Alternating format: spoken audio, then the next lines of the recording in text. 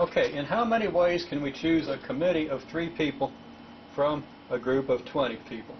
Again, on a committee, the order in which the people are chosen makes no difference.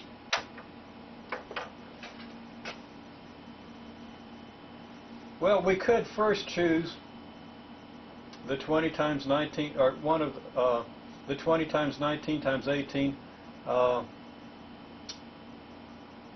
ordered choices of 3 people from 20. Okay, we know that there are 20 times 19 times 18 ways to choose these people in order. And if we did that and we listed all 20 times 19 times 18 ways to do this, about 7,000 ways to do this, out of that list of 7,000, we'd see some repetition. That's because each committee of 3 people is going to appear 6 different ways in 6 different orders. Now, we know from permutations that the number of ways of ordering 3 things is 3 factorial, 3 times 2 times 1, or 6.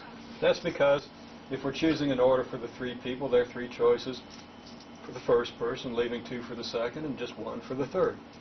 We get 6 orders that way.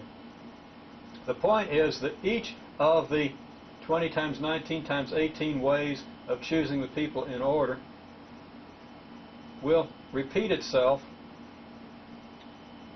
in a different order 6 ways. Each possible committee will appear 6 ways, and what we're then going to have to do is group these roughly 7,000 ways into groups of 6, and each group represents the 6 different ways of representing the one committee that group does represent.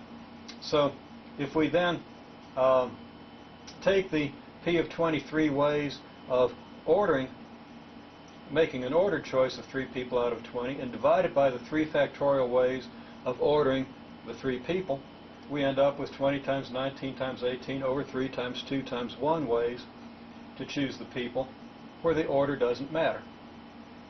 We call that situation a combination of 3 people out of 20, C of 20 comma 3.